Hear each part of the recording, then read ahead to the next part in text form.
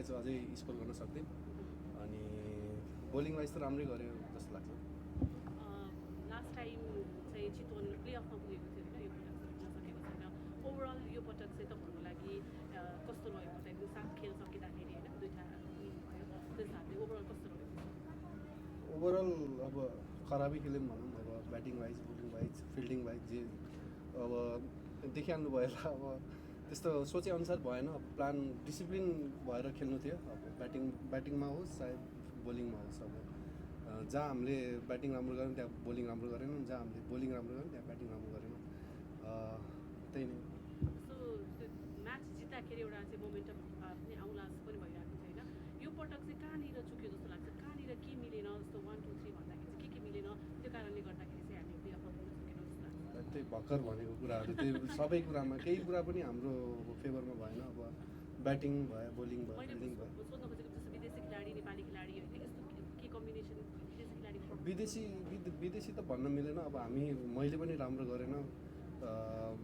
हेऱ्यो भने अब हामी जम्मा दुईवटा गेम स्टार्ट त हाम्रो राम्रो भएको हो, तर अब भएन सोचेअनुसार पछि गएर। अब मैले पनि स्कोर गर्न सकेन, बोलिङ वाइज पनि राम्रो गर्न सकेन, त्यही कारणले भयो। मेन चाहिँ मेरो कारणले। तपाईँलाई अलिकति त्यो कप्तानी भएर पनि प्रेसर भएको सिनियर खेलाडी छैन, त्यस्तो केही पनि छैन। यो पटक ओभरअल एक्सपिरियन्स चाहिँ कस्तो रह्यो होइन, अब अन्डर द फ्लोर नाइट होइन, एउटा चाहिँ अलिकति फरक देखियो सबै टिम ग्राउन्ड पनि होइन, टिमहरू पनि अब ठुला ठुला खेलाडीहरू फास्ट जस्ता खेलाडीहरू पनि आउनुभयो, तपाईँको लागि ओभरअल चाहिँ जर्नी कस्तो रह्यो यो पटक? योपालि चाहिँ अब राम्रो विदेशी खेलाडीहरू आउनुभएको थियो अनि प्लस यो फ्लड लाइटले गर्दा अझै राम्रो हाइप पाएको थियो एनपिएलले। अब हामीले चाहिँ राम्रो गर्न सकेनौँ त्यही। अब यो अलिकति चाहिँ वर्ल्ड कपको लागि चाहिँ टिम बनाउने यसमा पर्फर्म गऱ्यो भने चाहिँ नेसनल टिममा पर्ने जस्तो पनि हेरिरहेको छ, त्यो हिसाबले चाहिँ पर्सनली तपाईँको लागि चाहिँ के मिस भयो जस्तो लाग्छ कि लाग्दैन? र बोलिङमा विकेट, अब इकोनोमी मिलेन जस्तो लाग्यो, ब्याटिङमा रन मिलेन, त्यही नै हो। अब जसले राम्रो गर्छ त्यही नै पर्ने हो। अब को पर्छ को पर्दैन त्यसमा केही फरक पर्दैन, लास्टमा गएर नेपालै हो होइन, नेपालले जित्यो त्यति पुगिहाल्यो।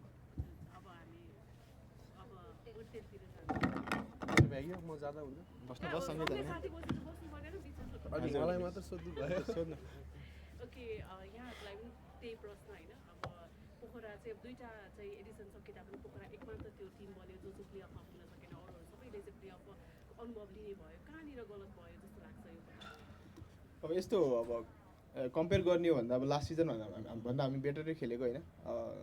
नट ओन्ली अब 3टा गेम जिते, सबै गेमहरू हेर्नुहुन्छ भने हाम्रो त्यो मुमेन्टहरू थियो, जुन क्रुसियल मुमेन्टहरू थियो त्यो चाहिँ हामीले क्याच गर्न सकेनौँ। अब जस्तै लुम्बिनीसँग पनि त्यो हामी लास्ट ओभरमा गएर हार्यौँ, र काठमाडौँसँग त्यो मुमेन्ट थियो कि जुन हामीले त्यो पछि आएर भीमले एक्स्ट्रा अर्डिनरी इनिङ खेल्थ्यो, त्यो मुमेन्टहरू चाहिँ हामीले क्याच गरेको भए चाहिँ यो सिनारी चाहिँ हाम्रो हुने थिएन जस्तो लाग्छ। र लास्ट इयर पनि अब क्वालिफाई भएको थिएनौँ, अब त्योभन्दा अब खुसी चाहिँ हामीले बेटर गरेको छौँ लास्ट इयरभन्दा, त्यो नै देखेर म खुसी छु। तपाईँको पर्फर्मेन्सको 2टा म्याचमा लगातार चाहिँ हाफ सेन्चुरी तपाईँले बनाउनु भयो होइन, त्यसपछि चाहिँ अलिकति आफ्नो तरिकाले गएन, कहाँनिर के मिस भयो जस्तो लाग्छ यो पटक? मैले अघि कुशललाई सोधेको जस्तै प्रश्न के 1 2 3 हामी कहाँनिर चुक्यौँ जस्तो लाग्छ? अब मेरो पर्फर्मेन्स भन्दा पनि अब त्यो मैले अघि भने जस्तो त्यो मुमेन्ट क्याच गर्न सकेनौँ।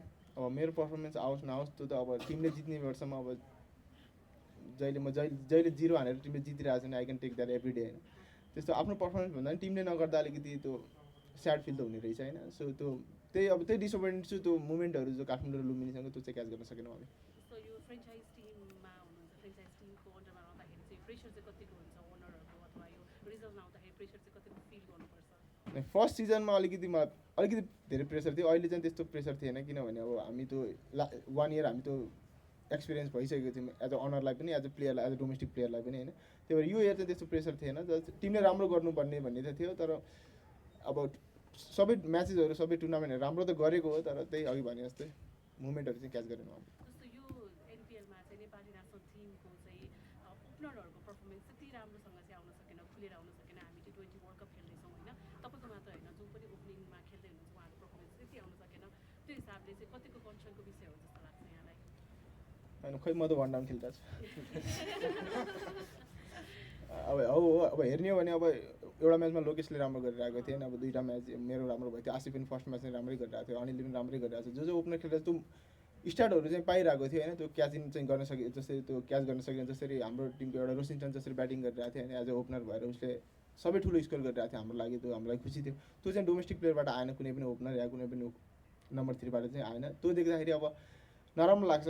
हाम्रै टुर्नामेन्ट हो, हाम्रै ग्राउन्ड हो होइन, जति पनि सपोर्ट हाम्रो लागि आउँछ होइन, त्यो नदेख्दाखेरि चाहिँ अझै स्याड त फिल हुन्छ। तर अब वर्ल्ड कप आउनु अझै टाइम छ, आजको ठ्याक्कै 2 महिना छ होइन। सो विल वर्क त्यसमा। ओभरअल यहाँहरूको एक्सपिरियन्स चाहिँ कस्तो रह्यो एज यो पटक चाहिँ ओभरअल तपाईँको एक्सपिरियन्स एज अ क्याप्टेन होइन, यो पटकको सिजनको एक्सपिरियन्स बताइदिनुहोस् न। राम्रो रह्यो। अब जसरी अब फरेन प्लेयरहरू हेर्नुहुन्छ भने हाम्रो टिममा पनि राम्रो राम्रो प्लेयरहरू आउनुभएको थियो, जस्तै जिमी निसामदेखि लिएर जेसन रोयसँग ड्रेसिङ रुम सेयर गरिरहेको थियौँ। अब विराटनगर हेर्ने फाफ आउनुभएछ होइन, गप्तिलहरू हुनुहुन्छ, अरू अरू टिममा पनि राम्रो फरेन प्लेयर आउनु। त्यो देख्दाखेरि अब एउटा एनपिएलको हाइप चाहिँ राम्रो गएको छ। त्यसैमा फ्लड लाइटले पनि फर्स्ट टाइम हामी फ्लड लाइटमा खेलिरहेको छौँ। अब फ्लड लाइटमा अब कति डोमेस्टिक प्लेयरहरू फर्स्ट टाइम खेलिरहेको भएर अलिकति नर्भस पनि हुनसक्छ होइन। सो ओभरअल एक्सपिरियन्स चाहिँ राम्रो र रमाइलो रह्यो। आज पोखराकोबाट अर्जुनले डेब्युट गर्नुभयो। अर्जुनको भन्नु कतिसम्म प्रमिस देख्नुहुन्छ अर्जुनको?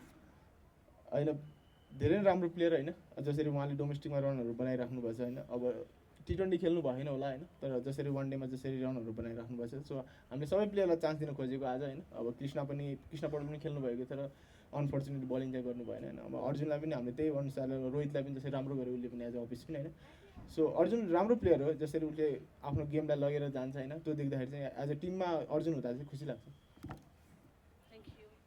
Thank you. Thank you.